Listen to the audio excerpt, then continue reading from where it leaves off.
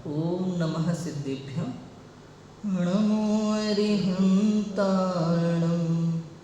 नमो सिद्धाणं, नमो आयर्याणं, नमो उवज्झायाणं, नमो लोई सव्यसाहोणम्।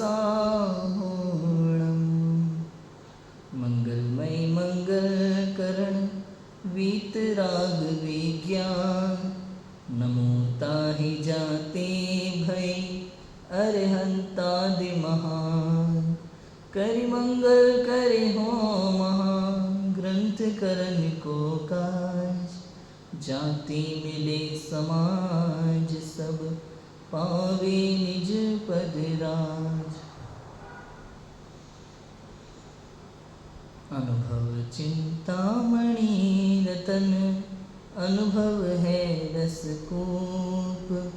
अनुभव मार्ग मोक्ष को, अनुभव मोक्ष स्वरूप। मोक्ष मार्ग प्रकाशक के लास्ट में परिशिष्ट 4 है। कविवर पंडित बनारसी दास जी द्वारा रचित उपादान निमित्त की चिट्ठी, जिसका स्वाध्याय हम कर रहे हैं। हमने देखा था कल द्रव्यार्थिक निमित्त उपादान की चौभंगी का विचार। वो हमने कल देखा था कि 4 प्रकार की चौभंगी बनती है। कौन कौन सी? एक तो अशुद्ध निमित्त अशुद्ध उपादान, दूसरा अशुद्ध निमित्त शुद्ध उपादान, तीसरा शुद्ध निमित्त अशुद्ध उपादान, चौथा शुद्ध निमित्त और शुद्ध उपादान। 4 प्रकार की चौभंगियों पर कल हमने चर्चा की थी यहाँ पर। तो अब देखो यहाँ पे अब लिखते हैं पेज नंबर 357 पे, अब उसका विचार सुनो, है ना। यहाँ से हमें पढ़ना है, अब उसका विचार सुनो। देखो कितनी गजब की बातें लिखी है, पढ़ते हैं। मिथ्यात्व अवस्था में किसी समय जीव का ज्ञान गुण जान रूप होता है। तब क्या जानता है? ऐसा जानता है कि लक्ष्मी, पुत्र, कलत्र इत्यादि मुझसे न्यारे हैं। प्रत्यक्ष प्रमाण, मैं मरूंगा यो यहाँ ही रहेंगे, ऐसा जानता है। समझ में आया? अथवा ये जाएंगे, मैं रहूंगा, किसी काल में इनसे एक दिन वियोग है मेरा। ऐसा जान पाना मिथ्या दृष्टि को होता है। ठीक है, मिथ्या दृष्टि ये जानता है। सो तो शुद्धता कही जाए। ये किसकी शुद्धता है? ये ज्ञान की शुद्धता है। ऐसा जान पाना है, सो ज्ञान की शुद्धता कही जाए, परंतु सम्यक शुद्धता नहीं। परंतु सम्यक शुद्धता नहीं, गर्भित शुद्धता है। जब वस्तु का स्वरूप जाने तब सम्यक शुद्धता, वह ग्रंथि भेद के बिना नहीं होती, परंतु गर्भित शुद्धता सो भी अकाम निर्जरा है। ये बहुत बढ़िया बात है, इसको समझना। थोड़ा पैराग्राफ को क्या लिख रहे हैं। मिथ्यात्व अवस्था में, ठीक है, यहाँ पे अपन ने किस जीव की बात कर रहे हैं? मिथ्या दृष्टि जीव की बात चल रही है। मिथ्यात्व अवस्था में किसी समय जीव का ज्ञान गुण जान रूप है। ज्ञान गुण है, जान रूप है, माने सही सही जान रहा है। ठीक है, उस समय जान रहा है, जान रूप है, उस विषय के बारे में, पदार्थ के बारे में सही जान रहा है, कोई दिक्कत नहीं। तो कैसा जान रहा है भाई? ऐसा जानता है कि लक्ष्मी, पुत्र, कलत्र इत्यादि मुझसे न्यारे हैं। लक्ष्मी माने धन, बहुत बढ़िया। लक्ष्मी माने धन, पुत्र माने तो पुत्र होता ही है, कलत्र माने पत्नी। ठीक है, लक्ष्मी, पुत्र, कलत्र इत्यादि मुझसे न्यारे। स्त्री, पुत्र, मकान, दुकान सब मुझसे न्यारे हैं। प्रत्यक्ष प्रमाण माने प्रत्यक्ष दिखाई देते हैं कि ये मुझसे भिन्न है, अलग है। मैं मरूंगा, ये यहीं रहेंगे, ऐसा जानता है। ठीक है, बराबर से जानता है। मैं मरूंगा ये निश्चित है, ये यहाँ रहेंगे, या फिर ये मरेंगे या मैं रहूँगा, ये बात पक्की है। मेरा इनसे एक ना एक दिन वियोग होना ही होना है, ये निश्चित है। इतना समझ रहा है? बताओ, ये समझने में कहाँ दिक्कत आ रही? कौन ऐसा नहीं जानता? बताओ, कौन नहीं जानता ये बात? जैन लोग समझदार है, जैनों ने शास्त्र पढ़े, उनको पता होगा। अजैनों को तो मालूम ही नहीं होगा। सबको पता है, मतलब अजैनों को भी पता है। ब्राह्मण, वणिया और जो ऊंची जाति, नीची जाति, हिंदू, मुस्लिम, सिख, ईसाई सब जानते हैं इन बातों को। समझ में आया कि नहीं आया? सबको ये बातें पता है कि भाई ये एक जीव मरता है, दूसरा जन्म लेता है, जन्म मरण का ये चक्र चलता है, सब जानते हैं इन बातों। समझ में आया? कोई ऐसा नहीं व्यक्ति नहीं है जो ये सोचे कि मैं हमेशा अमर रहूँगा। ऐसे भी जो व्यक्ति हो वो अलग अलग मैटर हो गया, ठीक है। जो ऐसी सोच वाले उनको छोड़ो। प्रत्यक्ष प्रमाण ये दिखाई देता है।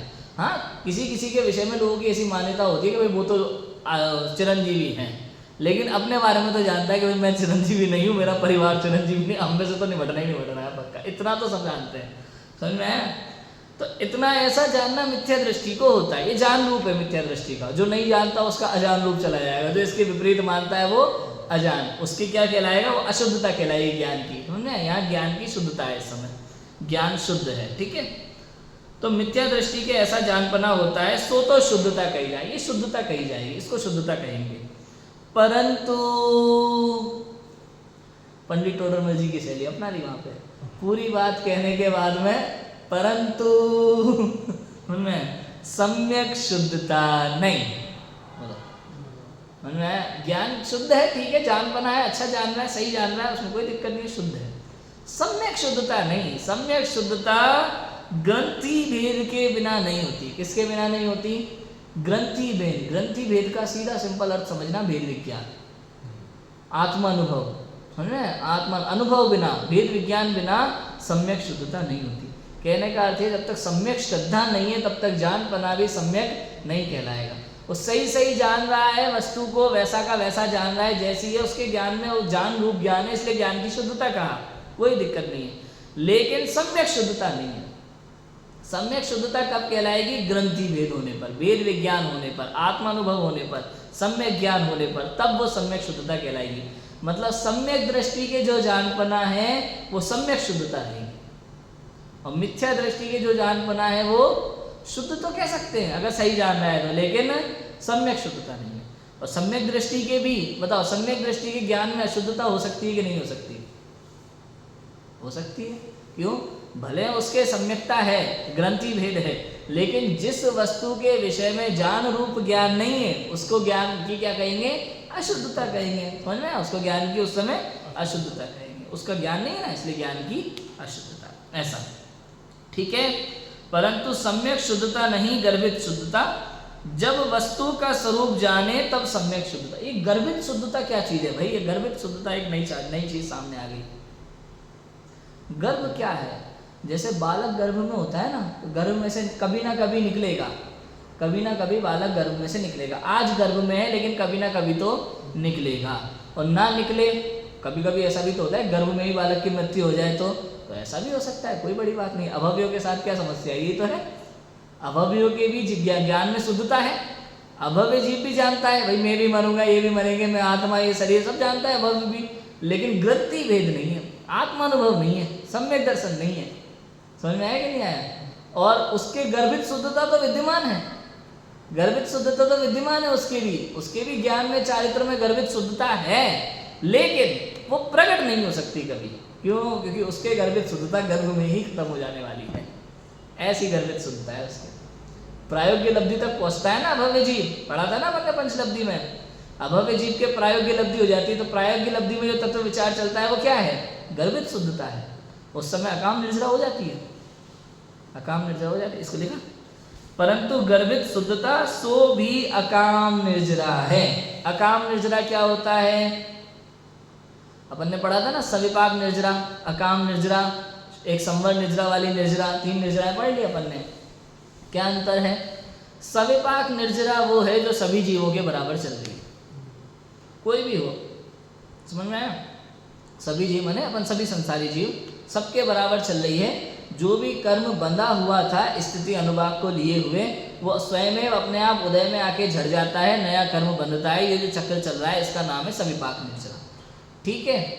और अकाम निर्जरा क्या है?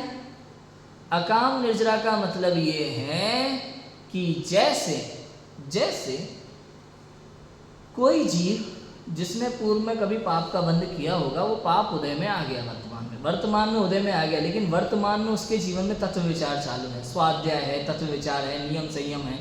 ऐसे में उस पाप के उदय के समय पे वो परिणाम संकलेश नहीं होते उसके, वो क्रोध नहीं करता, वो अहंकार नहीं करता। सामने परिस्थिति बनती है, निमित्त बनता है, उदय आता है, लेकिन उस समय भी शांत रहता है, लेकिन शुद्धोपयोग नहीं है। लेकिन शांत रहता है ना, अशुभ भाव भी नहीं है, तो शुभ भाव है। तत्व विचार का समय चल रहा है उसके, कैसा समय कि मेरे ही पूर्व का उदय है, किसी का कोई दोष नहीं है इसमें। ऐसे जो भाव चल रहे हैं, इन भाव पूर्वक क्या होता है, पूर्व पाप का उदय तो आया, वो उदय आके झड़ गया, लेकिन नया पाप नहीं बंधा। नया क्या बंधा? पुण्य बंधा। नया क्या बंधा? पुण्य बंधा। इसका नाम क्या है? अकाम निर्जरा। तीसरी होती है वो अविपाक निर्जरा, जो अपन ने पढ़ी थी, वो संवर निर्जरा वाली निर्जरा है। समझ में आया? संवर निर्जरा वाली निर्जरा, अविपाक निर्जरा। उसमें क्या होता है?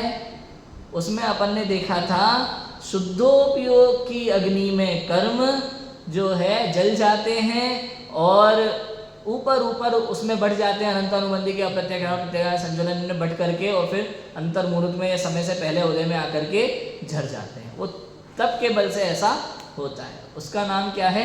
अविपाक निर्जरा कह सकते हैं, समझ में आया? या फिर सकाम निर्जरा कह सकते हैं, या संवर निर्जरा वाली शुद्धोपयोग वाली निर्जरा कह सकते हैं। ये निर्जरा है, समझ में आ गया? ऐसा है। और देखो क्या पढ़ा अपन ने, परंतु गर्भित शुद्धता सो भी अकाम निर्जरा है। मतलब यहाँ पे किसको अकाम निर्जरा कहा का कारण कहा? शुभ भाव को। किसको कहा? शुभ भाव को निर्जरा का कारण कह दिया। अब बताओ हम लोग तो हमने क्या पढ़ा अभी? आश्रव भावना, बंध भाव, आश्रव भावना, संवर भावना, निर्जरा भावना में क्या पढ़ा अपन ने? शुभ अशुभ भाव दोनों आश्रव बंध के कारण है। संवर निर्जरा के लिए तो शुद्धोपयोग चाहिए। पंचास्त्री गाय की बताई थी ना गाथा 170, 71, 72 मैंने क्या लिखा उसमें कि अरिहंत देव के प्रति भी भक्ति का जो राग है वो राग बंध का कारण है, संसार बढ़ाने वाला है। बताओ उससे निर्जरा नहीं होती। अपन ने ये पढ़ा एक तरफ, और एक तरफ क्या कह रहे हैं, वो भी निर्जरा का कारण है। तो ये निर्जरा कौन सी ये समझ लेना, ये अकाम निर्जरा की बात है। फल दे करके जो कर्म झड़ जाते हैं वो सविपाक निर्जरा है, वो सभी जीवों के समान रूप से हो रही है, संसारियों के। अकाम निर्जरा वो जो तत्व विचार वाले, शुभ परिणाम वाले, पाप के उदय में भी शांत रहते हैं, भले शुद्धोपयोग नहीं है लेकिन पाप के उदय में भी शांत परिणामों से सह रहे हैं, उसे उनकी अकाम निर्जरा हो जाती है। समझ में आया?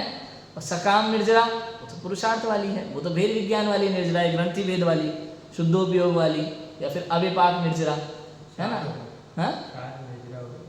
हाँ मतलब सविपाक अविपाक में ऐसा बता दिया कि फल दे करके कर्मों का झड़ जाना, और अविपाक माने तप पूर्वक संवर निर्जरा वाली निर्जरा।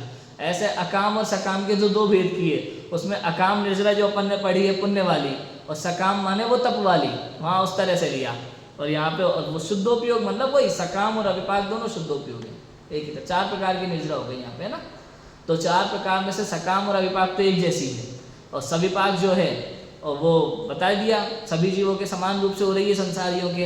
और अकाम जो है वो शुभ भाव से होने वाली निर्जरा है, इस तरह से बताया है ना। और सकाम और अविपाक दोनों शुद्ध भाव से, शुद्धोपयोग से होने वाली संवर निर्जरा वाली निर्जरा है, संवर पूर्वक होने वाली निर्जरा है। ठीक है, ऐसा समझना।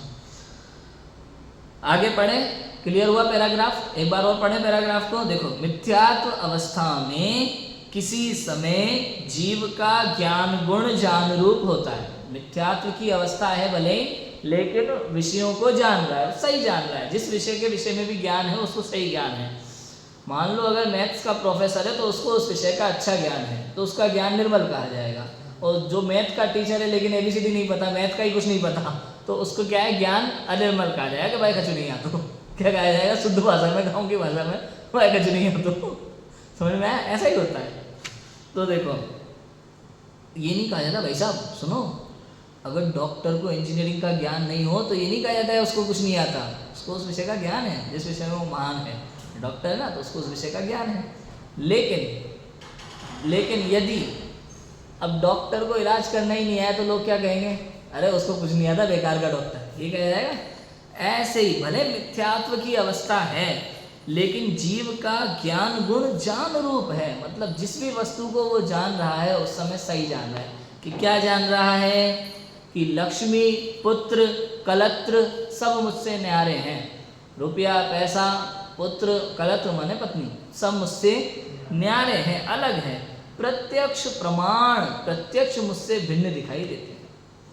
मैं मरूंगा यहीं रहेंगे, या फिर ये बनेंगे और मैं यहीं रहूँगा, दोनों में से एक ना एक बात होनी है। निश्चित रूप से ये समझता है कि प्रत्यक्ष न्यारे हैं, प्रत्यक्ष भिन्न हैं, मैं मरूंगा और ये यहीं रहेंगे, या फिर ये मरेंगे मैं यहीं रहूंगा। किसी काल इनसे एक दिन मेरा वियोग निश्चित है, कभी ना कभी एक ना एक दिन वियोग होना है। संसार की प्रत्येक वस्तु से हमारा वियोग निश्चित है, इसलिए कभी किसी वस्तु के प्रति मोह नहीं रखना। किसी भी वस्तु के प्रति, चाहे कोई भी हो, ये मोह भाव रुलाने वाला है, दुख देने वाला है, तकलीफ देने वाला है। वस्तु हो या व्यक्ति हो, किसी का भी संयोग हुआ है जीवन में तो उसका वियोग होना निश्चित है। समझ में आ रहा है? Page number 357। कोई भी वस्तु हो या कोई भी व्यक्ति हो, यदि हमारे साथ उसका संयोग हुआ है तो वियोग होना निश्चित है। इसलिए किसी के प्रति भी राग नहीं करना, अधिक राग नहीं करना। समझ में आया? कोई भी वस्तु होगी, इसके बिना तो मैं रह ही नहीं सकता, ये ऐसा राग दुखदायक है, बहुत दुखदायक राग है ऐसा। ठीक है? ऐसा जानपना मिथ्या दृष्टि को होता है, सो तो शुद्धता कही है। ये तो शुद्धता है, परंतु सम्यक शुद्धता नहीं। समझे? शुद्धता है, जिस वस्तु के विषय में वो जान रहा है वो सही जान रहा है, इसलिए उस समय ज्ञान को शुद्ध कहा।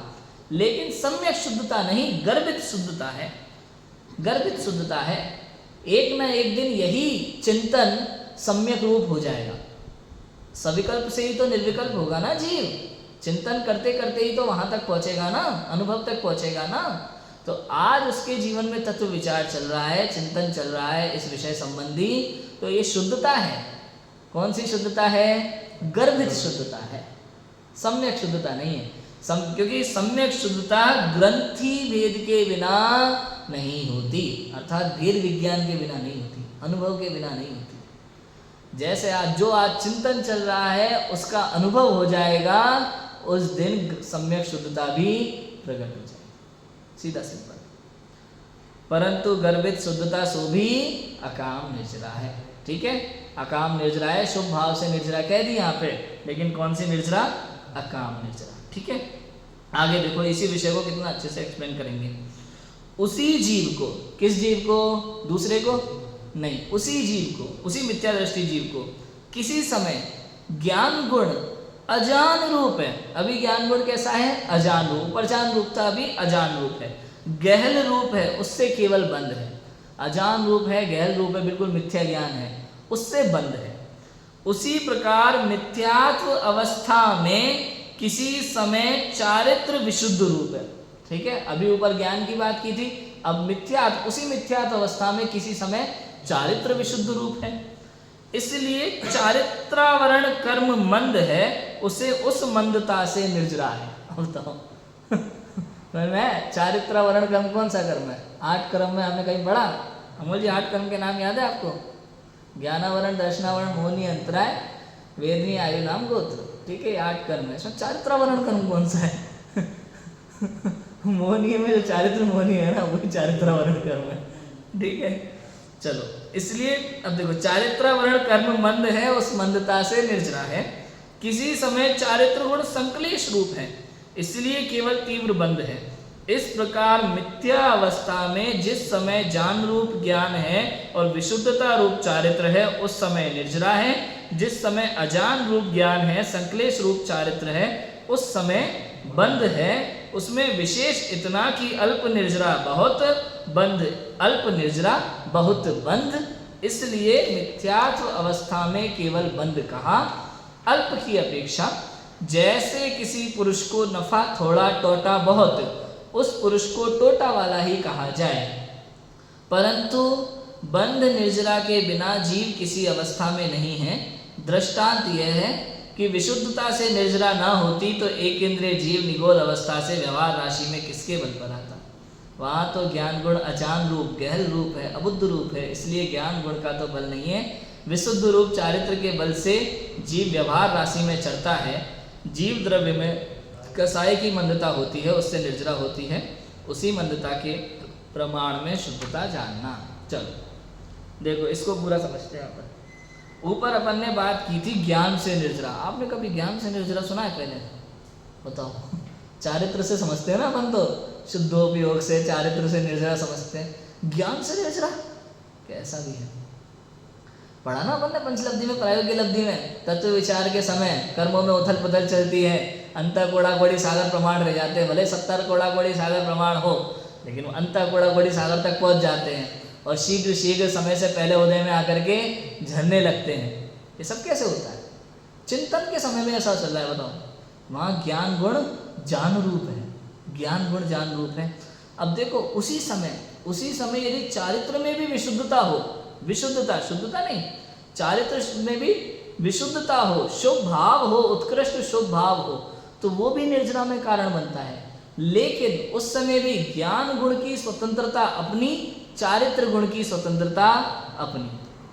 ऐसा नहीं है कि ज्ञान में अच्छा चिंतन चल रहा है, तत्व चिंतन चल रहा है, प्रयोजनभूत तत्व का चिंतन चल रहा है, इसलिए चारित्र में शुभ भाव है, ऐसा नहीं, ऐसा नहीं।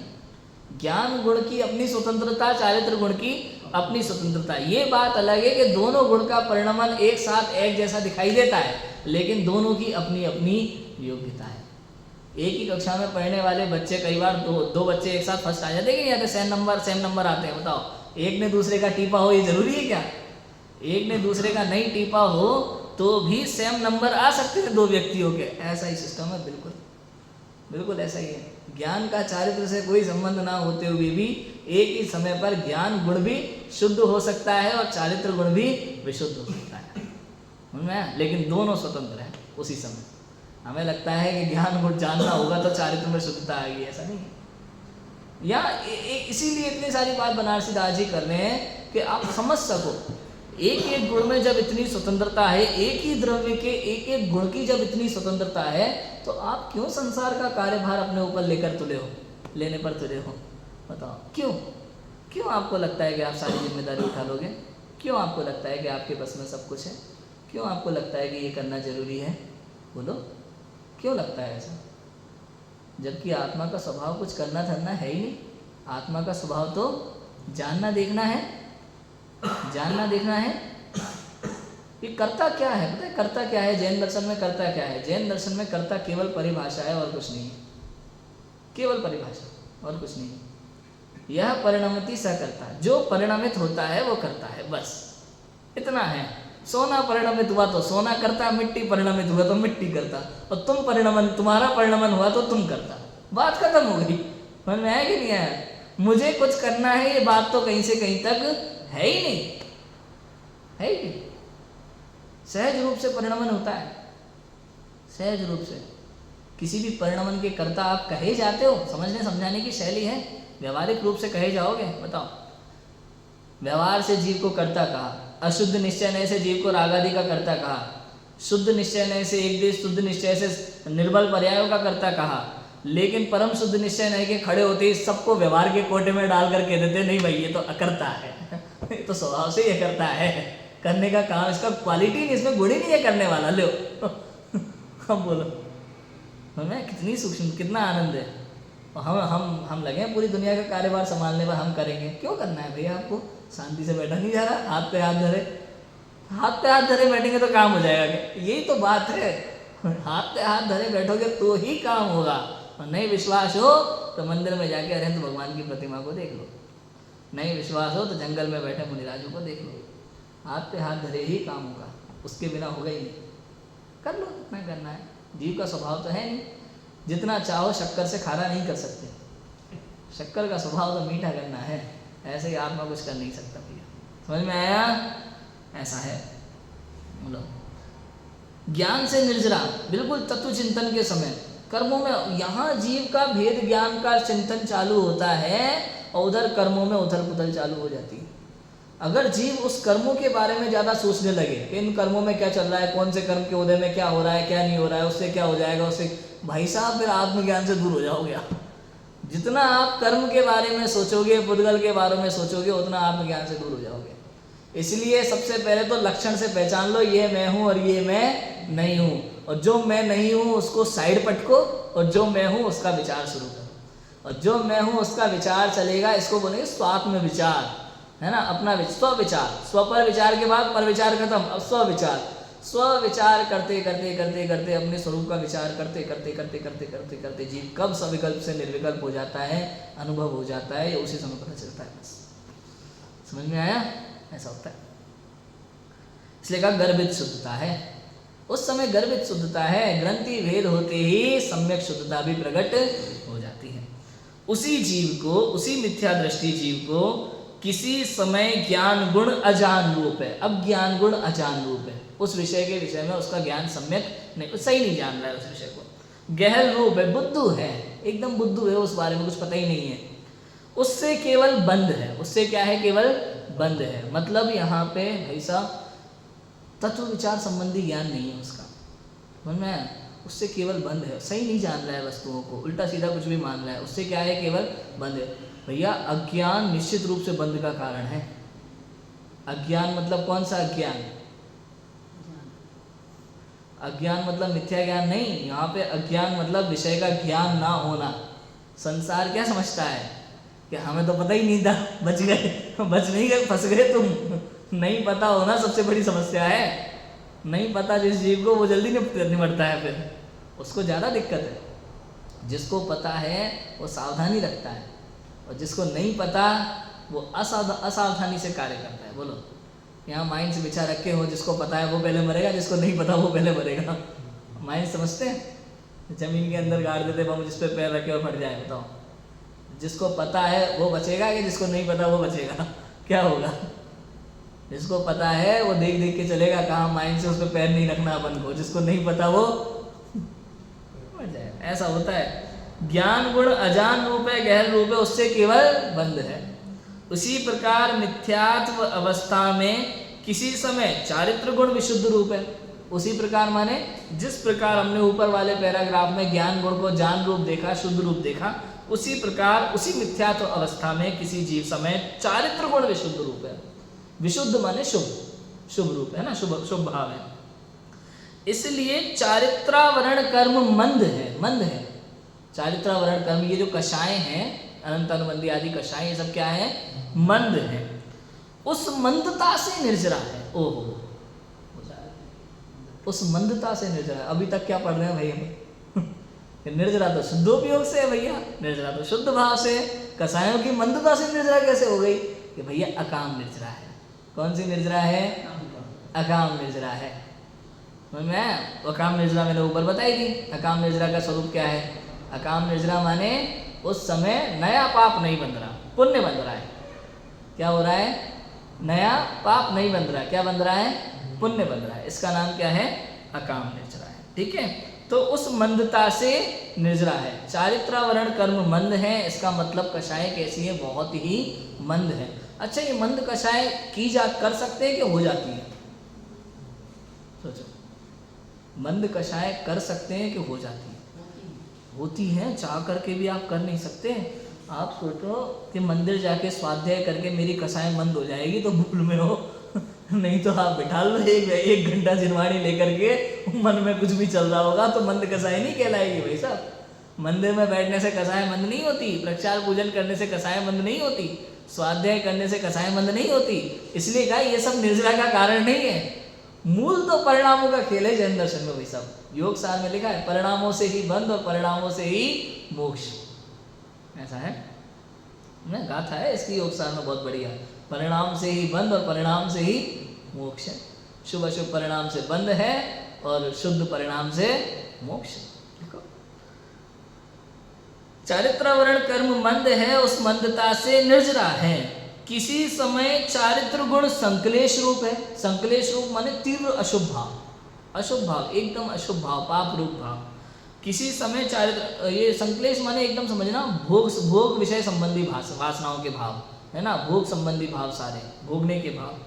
चारित्र गुण संकलेश रूप है, इसलिए केवल तीव्र बंध है। तो भोगों में उलझा है तो केवल क्या है? तीव्र बंध है, छोटा मोटा नहीं, तीव्र बंध है। जब जब सांसारिक भोगों में आप उलझे रहोगे, सांसारिक भोगों को अच्छा मानते रहोगे, उसमें फंसे रहोगे, उसकी इच्छाएं मन में रहेगी, तो केवल तीव्र बंध है। बोलो भाई साहब, अमृत जी बताओ। पैसा तो पुण्य के उदय से आता है भाई साहब। आप बैठे बैठे सोचो कि यार कम से कम 1 करोड़ तो कमाना चाहिए, उससे क्या है? तीव्र बंध है। समझ में आया कि नहीं आया? आप सोचोगे यार ये नहीं, ये काम करके पैसा लूटना है सरकार से, तो तीव्र बंद है। लेकिन केस भी लगा लेना, किसी भी तरीके से अगर आप पैसा लेना चाहते हो, प्राप्त करना चाहते हो अलग अलग तरीकों से, तो तीव्र बंद है। बोलो। अच्छा, परिवार की सुरक्षा के लिए हमारे भाई आजीविका के लिए तो धन कमाना है ना, तो आजीविका के लिए हम न्याय और नीति से धन कमाए तो भी बंद है कि निर्जरा है? बताओ यहाँ क्या लोगे हम? न्याय और नीति से धन कमाने में भी बंद है कि निर्जरा है? बंद है भाई साहब, तीव्र बंद है। अपन तो कह के सोचते नहीं इतना तो करना ही पड़ता है। ठीक है, कर रहे हो तुम, कोई दिक्कत नहीं है, लेकिन ये मत समझना कि जिनवाणी इसकी छूट दे देती है तुम्हें करने की। ये आपकी कमजोरी है। कुल मिला के बात ये है कि आपको परिवार से मोह है, आपको अभी संसार से मोह है, आपको ये समझ में आता है कि मेरा कर्तव्य है, तो ये तीव्र बंध का कारण है। मूल बात तो ये है कि संसार के प्रति मेरा कोई कर्तव्य नहीं, मेरे परिवार के प्रति मेरा कोई कर्तव्य नहीं। कह सकते हो ये बात? स्वीकार कर सकते हो? बोलो, है कि नहीं है? मेरे परिवार के प्रति मेरा कोई कर्तव्य नहीं है, संसार के प्रति मेरा कोई कर्तव्य नहीं है। अनंत बार ऐसे कर्तव्य निभा निभा के थक गए हम, बताओ नहीं है? अगर होता तो ये जितने भी जीव मोक्ष गए ना, ये जाते ही नहीं। क्यों? क्योंकि उनके परिवार नहीं थे, उनका कर्तव्य नहीं था। बताओ। लेकिन जैसे ही उन्होंने जाना कि नहीं मेरा कर्तव्य नहीं है, निकल गए अपने सुख की खोज में। बोलो, आपको क्या कर्तव्य दिखाई देता है? एक बीवी और एक आध बच्चा? बताओ। याद है वो जम्बू कुमार जी थे ना, कितनी शादी हुई थी, कितनी पत्नियां थी? एक साथ शादी हुई थी सबकी, 4 पत्नी। और जिस दिन शादी हुई थी उसी रात पूरी रात काय में निकली? तत्व चर्चा में, गहन तत्व चर्चा में पूरी रात निकली। और सुबह क्या हुआ भाई साहब? और इसके अलावा 40 चोर, तो 40 चोर आए थे जिन्होंने तत्व चर्चा सुनी थी। क्या हुआ था? उनके सबके कर्तव्य खत्म। उन 40 चोरों के अपने अपने परिवारों के लिए चोरी करने आए थे, वो सारे कर्तव्य एक झटके में खत्म। इसका मतलब समझ में आता है कि वास्तव में कर्तव्य तो है ही नहीं, मान करके बैठे हैं। बोलो, क्या कर्तव्य है आपका? अरे भैया, आयु का भरोसा नहीं है। अभी आपको लग रहा है मैं ये कर दूंगा वो कर दूंगा, पूरी प्लानिंग रख के बैठे हो कि जैसे ही बच्चा 10th पास करेगा इसको फटाफट से इसको इस स्कूल में डालेंगे, विदेश भेज देंगे, ये कर देंगे वो कर देंगे। उससे पहले आप ही निपट गए। अब बताओ उसकी जिंदगी तो चल रही है कि नहीं चल रही? सोचो, यहाँ समझना पड़ेगा आपको। मेरा संसार के प्रति कोई कर्तव्य नहीं है, मेरा परिवार के प्रति कोई कर्तव्य नहीं है, नहीं है। ऐसा है। भोगों से तो केवल तीव्र बंध है, संसार के प्रति कर्तव्य मानने वाले को तीव्र बंध है। बोलो। और जो जीव ऐसा विचार करता है कि मेरा संसार के प्रति कोई कर्तव्य नहीं है, मैं भिन्न और ये संसार भिन्न, मैं भिन्न, स्त्री पुत्र मकान दुकान सब भिन्न, मैं चैतन्य स्वरूप परमात्मा, ऐसा विचार भी चल रहा है उसके, तो सहज रूप से उत्कृष्ट परिणाम हो जाते हैं। उस समय चारित्र गुण शुभ हो जाता है, विशुद्धता आती है चारित्र में। उस समय अकाम निर्जरा हो जाती है, उस समय अकाम निर्जरा। समझ में? ऐसा है। इस प्रकार मिथ्या अवस्था में जिस समय जान रूप ज्ञान है और विशुद्धता रूप चारित्र है, उस समय निर्जरा है। शुद्ध ज्ञान है और शुद्ध विशुद्ध चारित्र है, तो उस समय निर्जरा है। कौन सी निर्जरा है? कि अकाम निर्जरा है। ठीक है, संवर निर्जरा वाली निर्जरा नहीं है। जिस समय अजान रूप ज्ञान है, संक्लेश रूप चारित्र है। अब यहाँ क्या है? संक्लेश है। ज्ञान भी अजान, ज्ञान भी अजान है और चारित्र भी संक्लेश है। निमित्त भी अशुद्ध और उपादान भी अशुद्ध, दोनों अशुद्ध है। उस समय केवल बंध है। मैं उस समय केवल बंध है। आप देखो मतलब एक ही समय में क्या क्या चल रहा है जीव के। अगर ज्ञान शुद्ध है तो उससे निर्जरा, और उसी समय चारित्र यदि अशुद्ध है, संक्लेश है, तो उससे बंध है। बताओ, एक ही समय में जीव के ज्ञान की शुद्धता से अकाम निर्जरा चल रही है और चारित्रिक संक्लेश है तो उससे बंध चालू है। और एक ही समय में दोनों शुद्ध है तो अकाम निर्जरा चालू है। और एक समय में चारित्र विशुद्ध है और ज्ञान अशुद्ध है तो चारित्र से निर्जरा चालू है, अकाम निर्जरा हो रही है। बोला, और उससे ज्ञान से बंद हो रहा है। अब बताओ, गजब हो रहा है। ऐसा है। उस समय बंद है। उसमें विशेष इतना कि अल्प निर्जरा और बहुत बंद, समझ में आया? किसमें? अजान रूप ज्ञान, संकलेश रूप चारित्र, दोनों ही अशुद्ध है ना। उस समय बंद, उस समय केवल बंद है उसमें। अब इसमें, इस सब में क्या है? विशेष इतना है कि अल्प निर्जरा है और बहुत बंद है, इसलिए मिथ्यात्व अवस्था में केवल बंद कहा है। बताओ, मिथ्यात्व अवस्था में जो बंद पर कहा जाता है कि शुभ अशुभ भाव दोनों जलाने वाले हैं, दोनों बंद हैं, कहा जाता है दोनों आश्रव बंद के कारण है, वो इसलिए कहा कि निर्जरा तो बहुत अल्प है और बंद बहुत ज़्यादा है, इसलिए अल्प को ज़्यादा गिनते नहीं। समझ में आया? क्या होता है? होता है कि नहीं होता? बोलो। मान लो मैंने किसी को 26,000 रुपये उधार दिए, उसने 25,000 लौटा दिए, तो कोई पूछे उसने पैसे दे दिए? हाँ, पूरे दे दिए। 26,000 में से 25 आने पर 1,000 की फिर वैल्यू नहीं मानते हो, खत्म है मामला। तो क्या कहते हैं? पूरे आ गए। ऐसा ही है, यदि थोड़ी बहुत अल्प निर्जरा, वो भी कौन सी?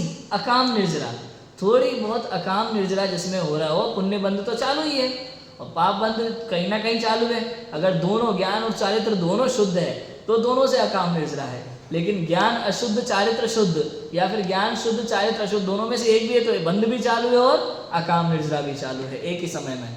तो इसलिए बंद तो बहुत है, निर्जरा बहुत अल्प है, इसलिए कहा केवल बंद ही है। समझ में आया?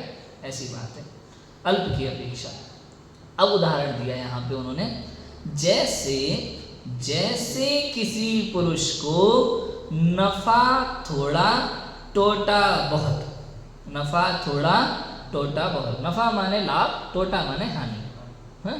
नफा थोड़ा टोटा बहुत, उस पुरुष को टोटा वाला ही कहा जाए। बोलो, कौन सा कहा जाएगा? उस पुरुष को टोटा वाला ही कहा जाएगा। भाई बिजनेस है, बिजनेस है, अब लाभ तो बहुत कम हो रहा है। मान लो दिन भर में उसने 2 साड़ी बेची, 2 साड़ी बेची, तो एक साड़ी की खरीद 500 रुपये की, वो बेची 600 रुपये में, ठीक है? 500 रुपये की साड़ी 600 रुपये में बेची, इसमें क्या हुआ? 100 रुपये का फ़ायदा। 1,000 रुपये की खरीद की साड़ी 500 रुपये में बेच दी। अब बताओ नफा नुकसान है कि फ़ायदा है? कोई कि नहीं, एक साड़ी में तो नुकसान हुआ, एक में फ़ायदा हुआ, टोटल देखो जरा मैं उसका कितना नुकसान हो रहा है। तो उससे नफा थोड़ा टोटा बहुत, इसलिए उसको क्या कहा जाएगा? टोटा ही कहा जाएगा, हानि कही जाएगी उसमें, ऐसा होता है। परंतु बंद निर्जरा के बिना जीव किसी अवस्था में नहीं है, परंतु बंध और निर्जरा के बिना जीव किसी अवस्था में नहीं है। ये सभी संसारी जीवों की चर्चा चल रही है, समझ में आया? इसमें सिद्धों को नहीं ले रहे अपन, संसारी जीवों की बात। संसारी जीवों के सभी के बंध और निर्जरा तो है ही है, बंध और निर्जरा तो सबके चल रही है। बताओ, बंध भी है और निर्जरा भी है, सबके चल रही है। परंतु बंध निर्जरा के बिना जीव किसी अवस्था में नहीं है। दृष्टांत यह है कि विशुद्धता से निर्जरा ना होती तो एकेंद्रिय जीव निगोद अवस्था से व्यवहार राशि में किसके बल आता? हो समझ में आया? भाई तुझे माननी पड़ेगी, यदि तुमने ज़्यादा अध्यात्म पढ़ लिया हो और तुमने ये मान के बैठ गए हो कि नहीं शुद्धोपयोग से ही निर्जरा होती है, एकांत हो जाता है कई बार समझना। हाँ भाई होती तो शुद्धोपयोग से ही है, लेकिन और भी चीज़ें हैं, उनको भी समझो थोड़ा। अकाम निर्जरा है, सकाम निर्जरा है, अविपाक है, सविपाक है, सबका मतलब अलग अलग है, समझना चाहिए, ठीक है? तो दृष्टांत ये है कि विशुद्धता से निर्जरा ना होती तो एकेंद्रिय जीव निगोद अवस्था से व्यवहार राशि में किसके बल पर आता? सोचो, बताया था ना, निगोद में से एकेंद्रिय जीव असंगी, असंगी है, मन तो है नहीं, एकेंद्रिय है, ज्ञान गुण में कोई कुछ है नहीं। अब किसके बल पर आएगा? चारित्र की विशुद्धता। और चारित्र की विशुद्धता में बताओ निगोदीय जीव क्या क्या करता होगा? मंदिर तो जाता ही होगा रोज, मंदिर के बिना पानी भी नहीं लेता होगा क्या करता होगा बताओ? कि उसने इतना पुण्य कर लिया, अमोल जी इतना पुण्य कर लिया कि सीधा चक्रवर्ती का पुत्र हो रहा है। बताओ, तीर्थंकर का पोता बन रहा है। ले ये इतना पुण्य उसने किस बल पे किया? कि नहीं दोनों टाइम स्वाध्याय करता था, नहीं सुबह जल्दी उठता था और ध्यान करता था, नहा धोकर नमोकार मंत्र पढ़ता था। बताओ क्या करता था? निगोदिया जीव क्या करता है? वो भी करता है कि हो गई कसाय की मंदता भी हो गई अपने आप। बताओ, मतलब ये है अमोल जी, आपको सोचने की जरूरत नहीं है, आप कौन से स्वर्ग में जाओगे, सब अपने आप परिणामों के आधार पर काम चालू है। हमें इतना प्लानिंग करना ही नहीं, होगा ही नहीं कुछ प्लानिंग से। आप सोच लो हमसे आज से हम रोज ये करेंगे, उसके बाद हमारी गति सदगति होगी। भाई साहब तुम्हारे करने से नहीं होगी, तुम्हारी प्लानिंग से गति ना सुधरेगी ना ही बिगड़ेगी। समझ में आ रहा है कि नहीं आ रहा? वो तो दिखता है, अपन को तो कह देते हैं बाहर की चीज़ दिखाई देती ना, ये बात अलग होती है। अंदर के परिणाम से बाहर का कुछ ना कुछ निमित्त नैमित्तिक संबंध होता है। अंदर में अगर परिणाम निम्न होते हैं तो बाहर में उस रूप कार्य सहज रूप से दिखाई देता है। हालांकि वो भी स्वतंत्रता है, लेकिन अंदर के परिणाम की स्वतंत्रता, बाहर की क्रिया की स्वतंत्रता, फिर भी निमित्त नैमित्तिक संबंध होता है। अगर अंदर में 3 कसाय चौकड़ी का अभाव है तो बाहर में महाव्रत दिखाई देंगे ही देंगे। अंदर में पाप रूप भाव होते हैं तो बाहर में दिखाई देते हैं। निश्चित रूप से उनकी गति तो बिगड़ गई है, बिगड़ती है। बोलो, हम अभी भले ही कह लें कि हमारे करने से गति सुधरती बिगड़ती नहीं है, ये बात भी सही है, लेकिन परिणाम सहज रूप से होते हैं ना, तो जो दिखाई देता है उसके आधार पर कहा जा सकता है कि इसकी गति सुधरी हुई है या बिगड़ी हुई है। बताओ, जो व्यक्ति रोज गुटखा खाता हो, सिगरेट पीता हो, बढ़िया गोल्ड फ्लेक की अच्छी वाली 15 रुपये 20 रुपये वाली, कितने की आती है पता नहीं मुझे जो व्यक्ति पीता हो, तो क्या कहोगे उसको देख करके, उसकी गति सुधरी हुई है कि बिगड़ी हुई है? आपने आज वर्तमान अवस्था देख करके कोई निर्णय ले भी लिया, सुधरी हुई है कि बिगड़ी हुई है? मूल तो समय आने पर है, हो सकता है बाद में सुधर जाए, सब कुछ छोड़ दे, त्याग दे, फिर शुभ भाव पूर्वक तत्व चिंतन पूर्वक का काम निर्जराय कर ले, संक्रमण हो जाए कर्मों में, पता चला पाप रूप कर्म जो है पुण्य रूप कर्म में परिवर्तित होकर के उदय में आ जाए, तो क्या क्या नहीं हो सकता। तो घबराने की कोई बात नहीं है कहीं से कहीं तक। मैं ये नहीं कह रहा कल से सिगरेट पियो, बाद में था तो विचार से काम निर्जरा कर लेना लेकिन कुछ भी होता है। देखो, ये सारी चीजें इसलिए बता रहा हूं क्योंकि किसी भी एक निर्णय पर मत पहुंचना, सब केवल ज्ञान का विषय है। कब किस जीव के जीवन में क्या बदल जाए कुछ कह नहीं सकते। बताओ, थोड़ी देर पहले मांस खाने वाला जीव अणुव्रती श्रावक हो गया कि नहीं हो गया, हमारे लिए पूज्य बन गया कि नहीं बन गया? त्रियंच गति का मांसाहारी शेर थोड़ी ही देर में शाकाहारी बन गया, अणुव्रतधारी हो गया, वो हमारे लिए पूज्य हो गया कि नहीं? देवों द्वारा पूज्य हुआ कि नहीं हुआ? बताओ, समझ है कि नहीं है? देवों से ऊंचा स्थान हो गया उसका। क्यों? क्योंकि सारे के सारे देव मिलकर के भी चौथे गुण स्थान से ऊपर नहीं हो सकते। और वो भाई साहब, वो शेर, 4 पांव वाला त्रियंच गति का जीव, क्रूर हिंसक प्राणी के नाम से जाना जाने वाला जीव, वो देवों द्वारा पूज्य हो गया, 5वां गुण स्थान वर्ती, संयमी हो गया। सोचो, समझ में आ रहा है कि नहीं आ रहा? ऐसा, ये सब परिणामों का खेल है। आप कई बार हमारे साथ क्या होता है, हम किसी व्यक्ति को, जैसे मान लो किसी को रात को खाते हुए देख लिया, पूरी जिंदगी, अरे वो तो रात को खाते, वो तो हो सकता है आज उसने किसी मजबूरी में खा लिया, कल त्याग भी दिया, उसने कल नियम ले लिया, नहीं कल गलती हो गई, पूरे जीवन नहीं खाऊंगा रात्रि भोजन, उसका परिणाम तो उसी समय सुधर गया, और हम अभी तक उसको पकड़ के परिणाम बिगाड़े बैठे हैं, बंद कर रहे हैं। तो ऐसा भी होता है। समझ में आ गया? तो यदि देखो विशुद्धता से निर्जरा ना होती तो एक इंद्रिय जीव निगोद अवस्था से व्यवहार राशि में किसके बल पर आता?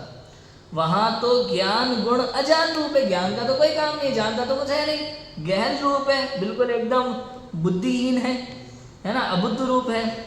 इसलिए ज्ञान गुण का तो बल है, ज्ञान का तो कोई बल नहीं। विशुद्ध रूप चारित्र के बल से जीव व्यवहार राशि में आता है। सहज रूप में कषाय की मंदता होती है, उस समय जो भी है गजब का पुण्य बन जाता है। किसी जीव के कैसा, किसी जीव के कैसा, इस तरह के पुण्य बनता है, जिसके जैसे परिणाम उसके वैसा पुण्य बन जाता है, और वो उस अनुसार बाहर आता है। जीव द्रव्य में कषाय की मंदता होती है, उससे निर्जरा होती है। उसी मंदता के प्रमाण में शुद्धता जानना, उसी मंदता के प्रमाण में शुद्धता जानना का मतलब उतनी विशुद्धता है, और उसी समय उसके गर्भित शुद्धता भी है। गर्भित निगोदिया जीव में गर्भित शुद्धता है भाई साहब, गर्भित। तभी तो वहां से निकल करके चक्रवर्ती का पुत्र होकर के मोक्ष गया, तो उसने शुद्धता प्रकट करी कि नहीं करी? मतलब उसी विशुद्धता में गर्भित शुद्धता थी। वहीं की वहीं वो कषाय मंद हुई, और मंद कषाय होने पर वहां गर्भित शुद्धता है। कौन सी शुद्धता है?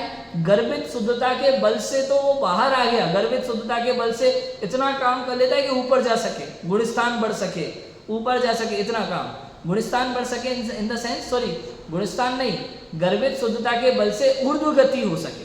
समझ में? ऊर्ध्व गति हो सके। गुण स्थान तो ग्रंथि भेद के बिना नहीं बढ़ सकता है ना। गर्भित शुद्धता में ऊर्ध्व गति को हो जा सकता है, परिणाम निर्मल हो जाते हैं, अकाम निर्जरा हो जाती है, फिर अच्छे से अच्छे घर में जा सकता है, जैन कुल में जन्म ले सकता है, देवशास्त्र गुरु का समागम मिल सकता है और स्वर्ग में जा सकता है ऊपर से ऊपर। ये सब गर्भित शुद्धता से हो सकता है, इतना काम गर्भित शुद्धता से है। लेकिन सम्यक शुद्धता नहीं है, सम्यक शुद्धता नहीं। सम्यक शुद्धता तो ग्रंथि भेद के बिना नहीं हो सकती, वेद विज्ञान के बिना सम्यक शुद्धता नहीं हो सकती, सम्यक शुद्धता के बिना गुण स्थान भी नहीं बढ़ सकता, ऐसा है। ठीक है, तो उसी मंदता के प्रमाण में शुद्धता जानना, उसी मंदता में शुद्धता है, आज मंदता है कल शुद्धता भी अवश्य ही होगी, इस प्रकार की बात है। अब और भी विस्तार सुनो, इस प्रकार यहाँ पंडित बनारसी दास जी लिखते हैं और इसमें गर्भित शुद्धता से कैसे विशुद्धता में से शुद्धता निकल के आती है वो चीज़ यहाँ पंडित बनारसी दास जी सिद्ध करेंगे, इसकी चर्चा हम करेंगे। अभी की बात को विराम देते हैं। ओम नमः सिद्धेभ्यो।